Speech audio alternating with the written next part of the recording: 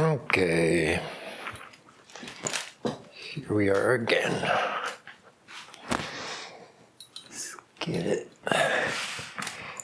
it done.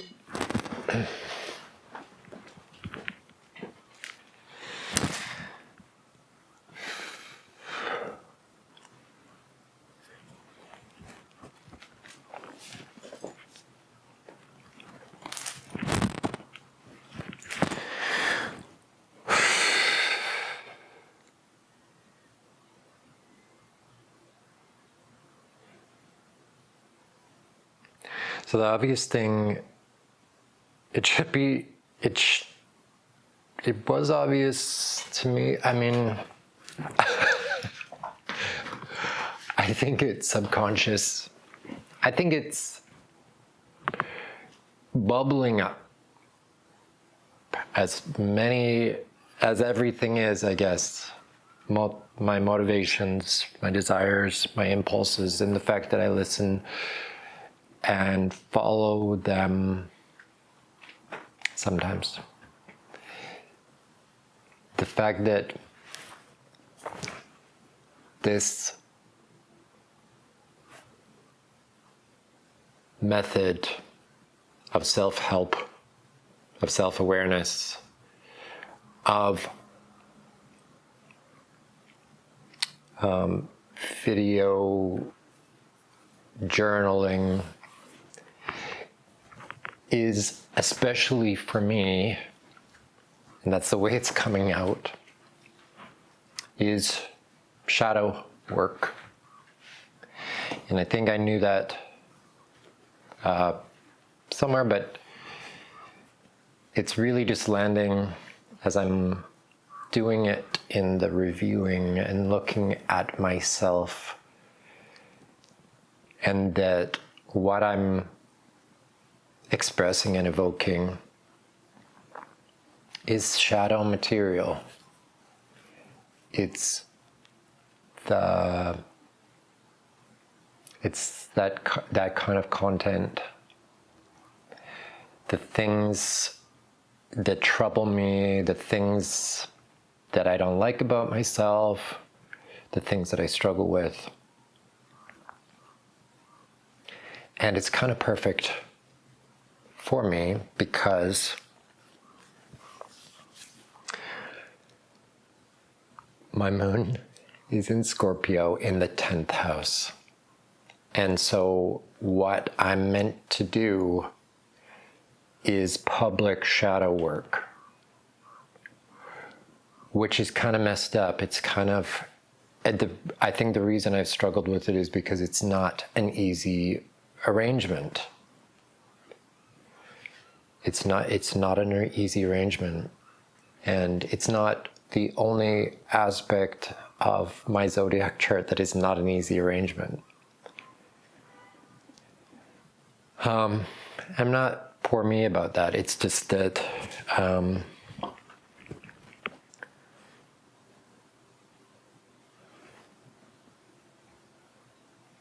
it means that I need to do public shadow work. It means that I don't know what it means. It means I just got to do it to figure it out. Part of the challenge is not over-intellectualizing it, because that's something that's a comfy place for me, is books and staying in my own mind. I get great pleasure in just being in books and the internet and being very cerebral. But I know there's also pleasure in embodiment. I can find pleasure in embodiment. I think the thing is that I also have wounds there too. And that in reclaiming my natural inclination towards embodiment. So again, in my chart, Venus in Aries, I think is a pleasure of feeling is feeling myself, feeling my body, feeling my power, feeling my aliveness, feeling my excitement.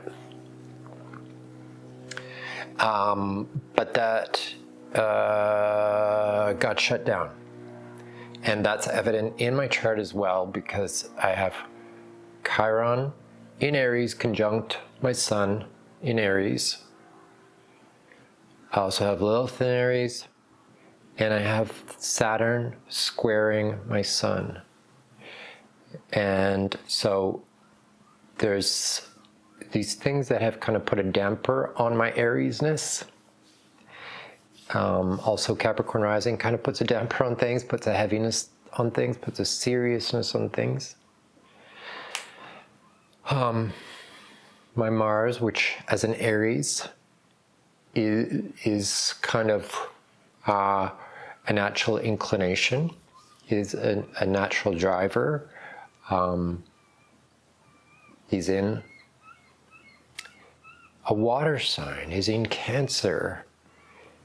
And so it again kind of thwarts that natural Aries inclination of straightforwardness, because Cancer is not straightforward. So I'm a complex creature, as we all are. As we all are.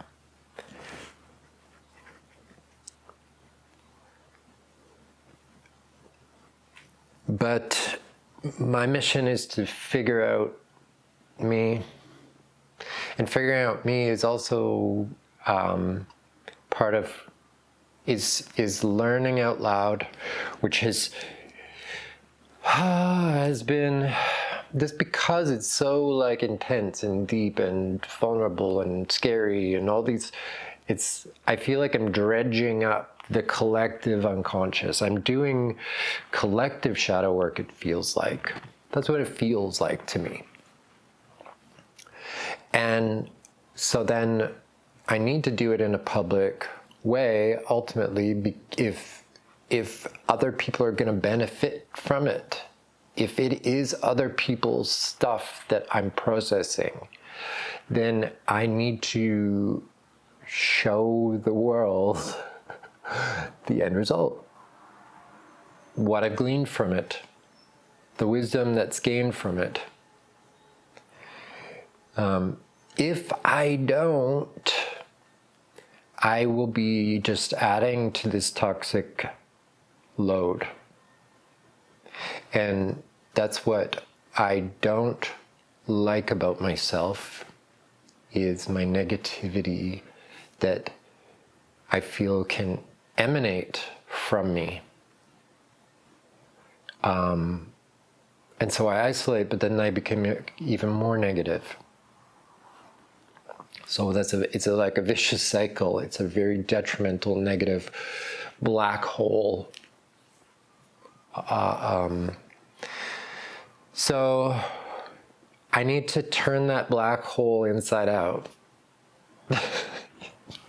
Sounds nasty, right? Sounds scary, right?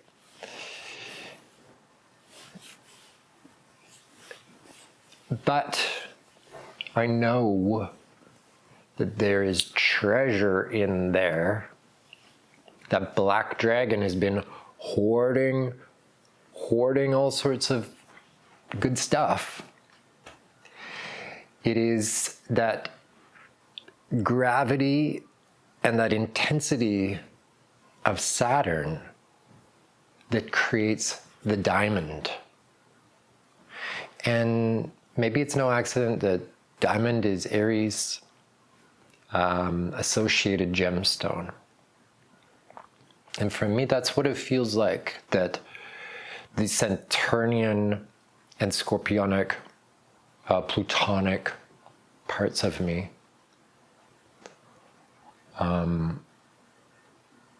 are wanting to transform the carbon and the coal, the oil this dark, sticky, black, kind of toxic seeming stuff into the more rarefied, purified form. And again, it's tricky because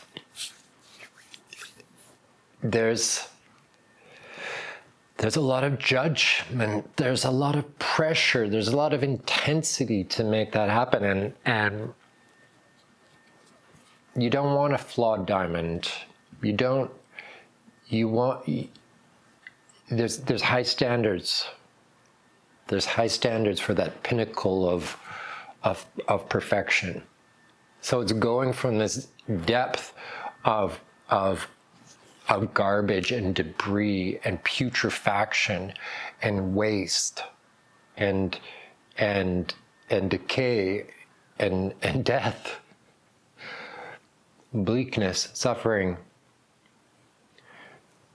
lust, rage, envy, greed, all of these negative lower astral, lower things, and taking it all the way to the very pinnacle, the very top,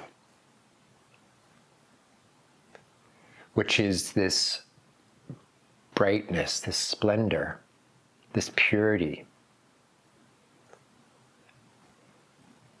And I don't know why I set myself such a weighty task, such a thing, but apparently I did.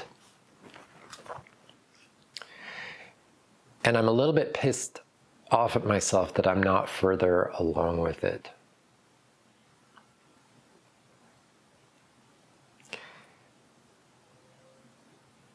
It's hard to know exactly where I'm at with it. But a week ago felt like I was just at the beginning. I often feel like I'm just at the beginning of pushing that boulder up the hill for it just to then, roll back down on me.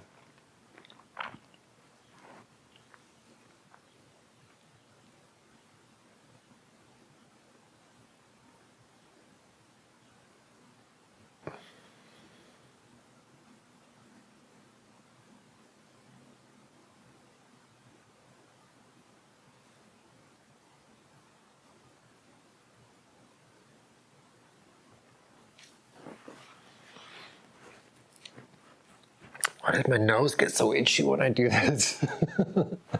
Everything gets so itchy.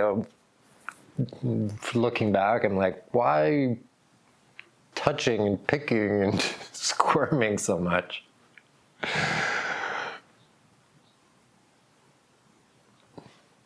Honestly.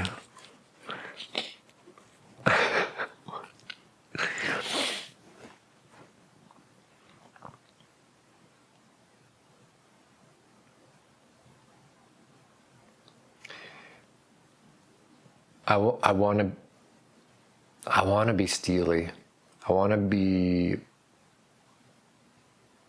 Capricornian and Aries, like in nature. Those are the parts that I aspire to be. I don't want to lose my depth, and I don't want to be holier than thou.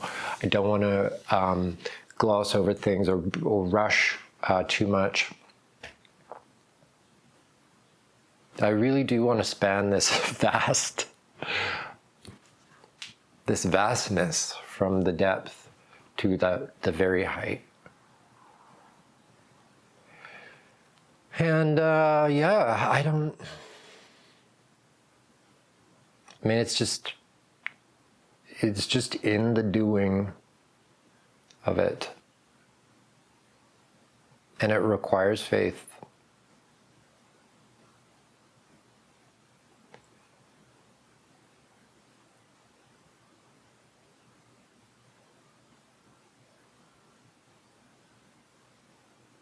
Not complaining about the suffering.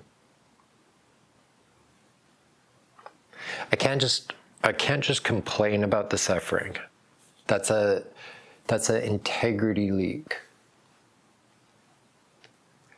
If I'm gonna emote or express myself about the suffering, I've got to make it productive. I've got to make it into something that is elevating it, is elevating someone else. It's just the standard I have for myself.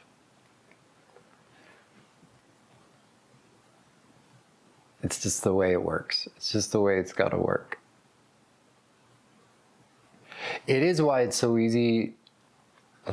It's why I get shut down in myself, because I have these high standards. It's like, if it's not a certain way, then just don't bother. If it's not going to be exceptional, then just forget about it. It's pretty black and white.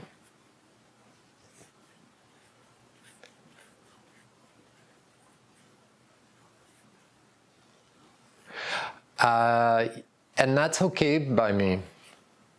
I wanna rule out all the hypocrisy and all the wishy-washy parts, the parts that are not dependable, the parts that don't have integrity. I think, again, this is the refining process of it. This is the me refining myself so that I can bring it up to that height, because you don't climb Mount Everest without some previous hiking experience, without the right gear, without the right preparation. You have to have tested yourself, or you die. And dying is part of the testing too. You have to be able to die and be reborn over and over again. To lose everything that you thought you needed, or you were, or was required, or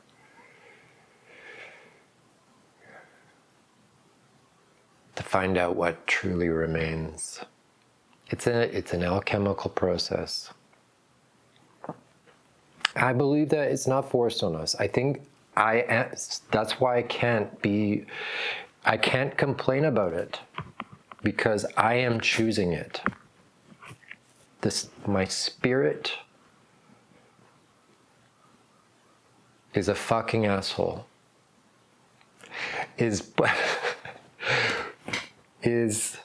My spirit wants this.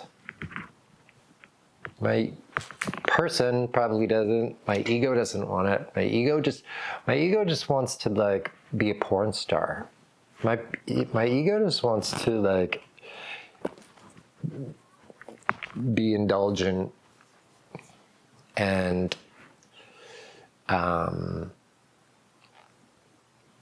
just have hot tub sex every day of my life.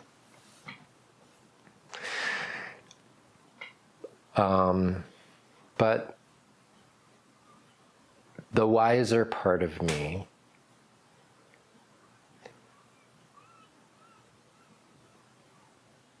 says there's more to life than just hot tub sex. There's more to the larger life. There's more to our eternal nature. There's more on many levels. There's many levels. There's many realms of experience that we're operating in. And the surface one is surely not the only one. It's important, but it gains it gains its vividness, its aliveness, its deeper pleasure from the depth that comes from self-awareness and from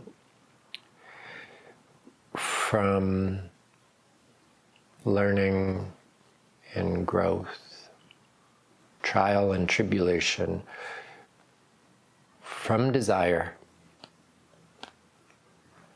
from facing paradox,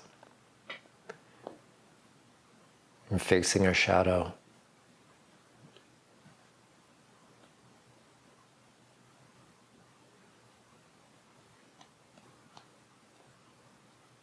It's terrible and beautiful at the same time.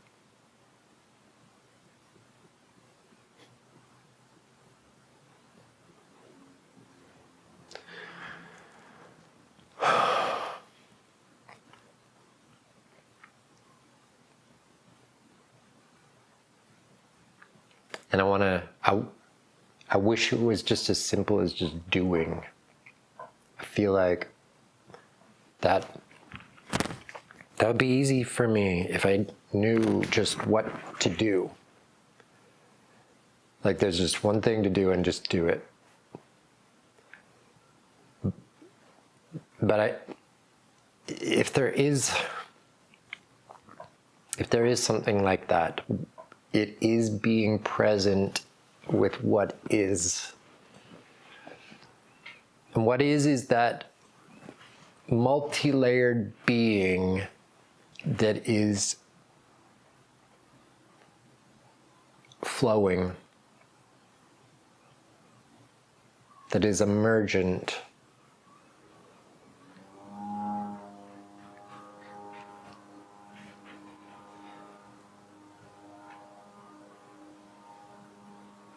And so when our surface persona, the most tangible, finite version of ourself, kind of takes a moment to look backwards within that emergence at the deeper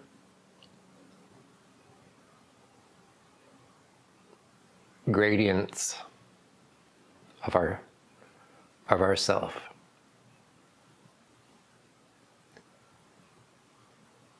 Then more of ourself can inform that persona, that most tangible, front-facing part of ourself.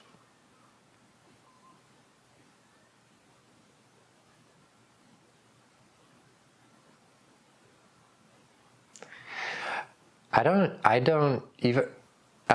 want to use these like esoteric terms. Don't want to,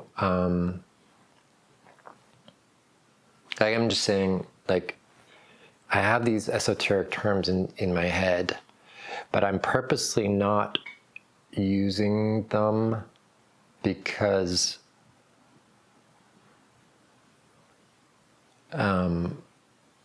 it kind of defeats the purpose.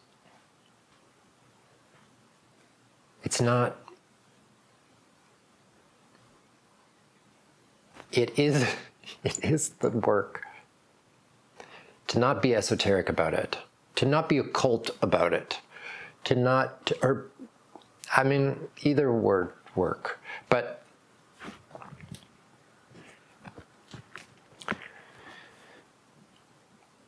it is about making it tangible, making it real, making it practical, not hiding behind anything, not being secretive. There's always gonna be secrets. There's always gonna be mystery. There's always going to be unknown and hidden parts of ourselves. We don't need to worry about like opening all the presents up and getting bored. If you're bored, it's because you're boring. It's because you're not self-aware enough.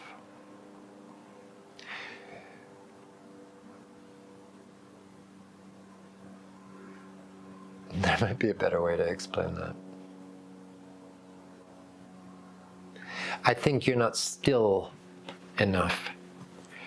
You're not willing to face yourself, which is more apparent as you become stiller, as I fidget. The more still you become, the more self-aware you will become, because you just notice there's less busyness and distraction.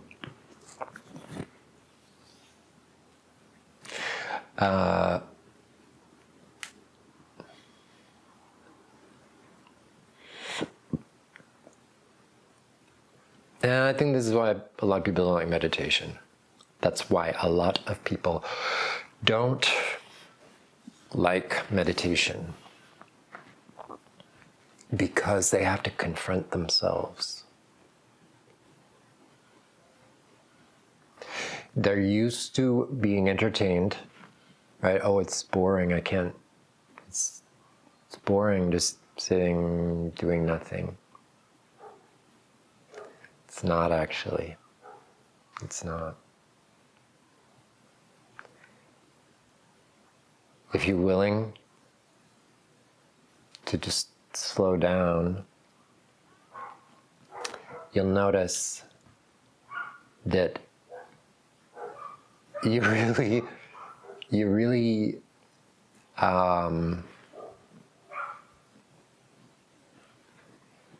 just try and make it boring. Just try and make your mind boring. If you're really paying attention, you'll see how busy and fertile your mind is. And even if you're in like a plain, boring room, how the subtlest thing all of a sudden becomes fascinating. So there's no such thing as boring. There's no such thing as being bored. You're just boring. You just have no imagination. You just have no presence. You just have no insight into reality. Not that it's not possible or latent, it's just there's been no cultivation of it. You got a barren garden. You need to water it a bit. You need to fertilize it a bit. You need to just plant some seeds. Okay, I don't know.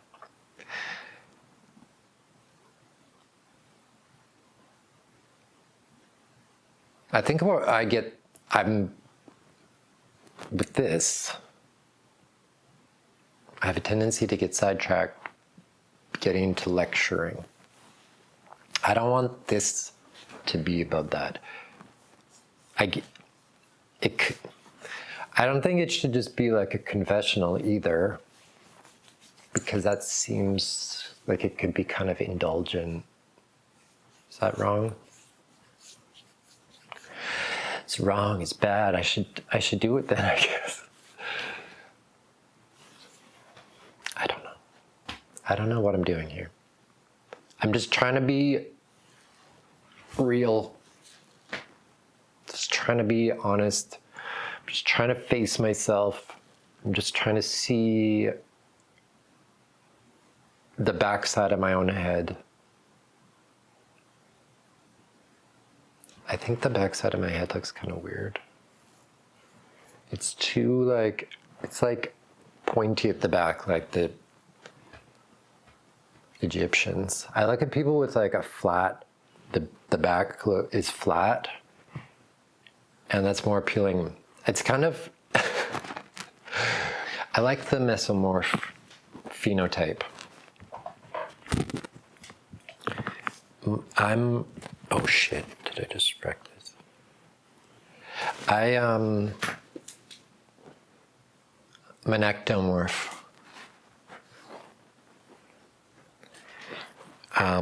But I like those Neanderthals. I like that Neanderthal phenotype.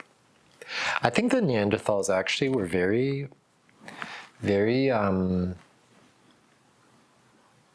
empathic. I think that the Yetis maybe are the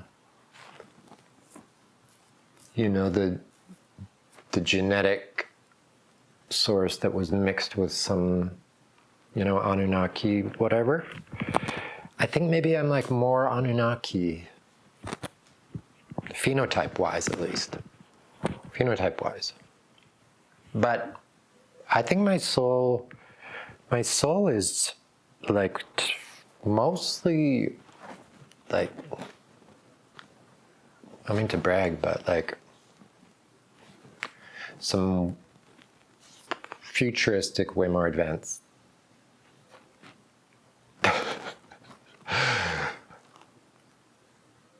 I think I don't know, but I feel like this incarnation or my human incarnations have been like boot camp. Like doing missionary work, kind of.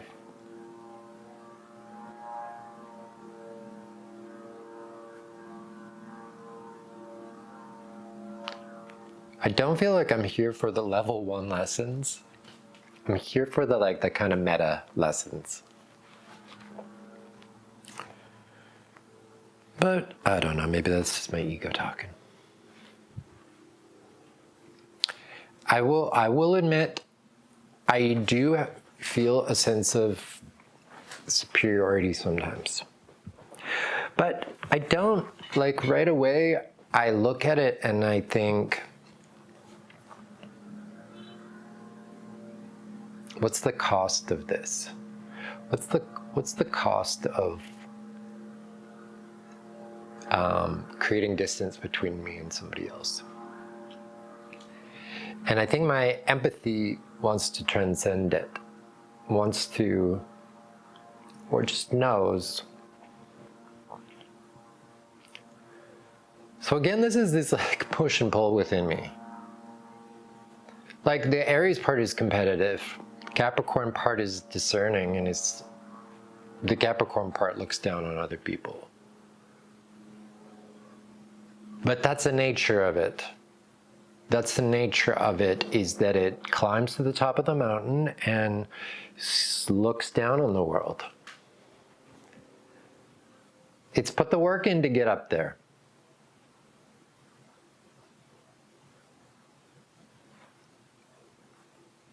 And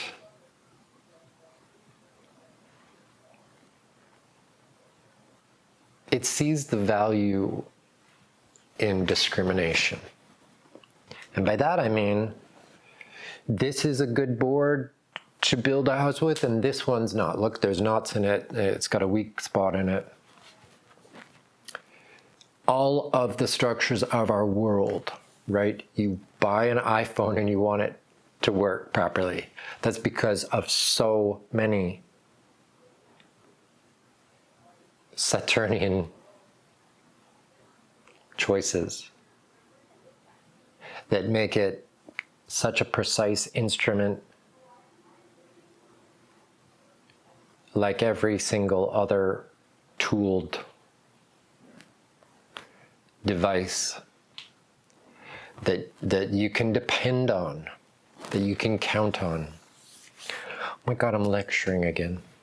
Well, I'm talking about that part.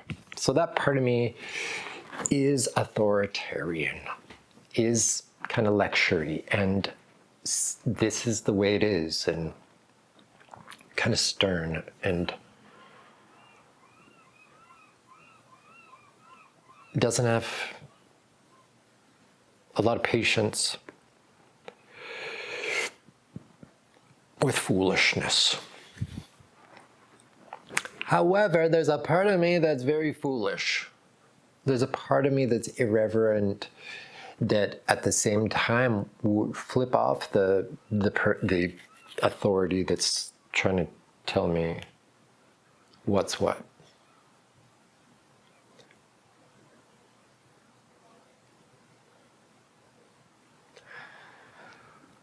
I don't know. That's what I come back to. I don't know. I don't know. I just gotta do something and be revealed in the process.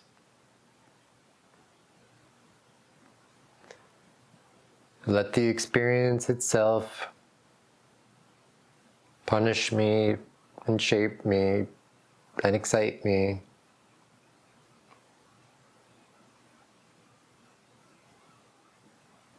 I'm thinking about hot tub sex right now. And if it was that all the time, it wouldn't be as good. So, I understand it's important to face the difficulties, to face that mountain and hike up that mountain and to persevere, because there is a chalet, at least near the top, with hot tubs. And there's the odd hiker up there too that likes hot tubs just as much as I do.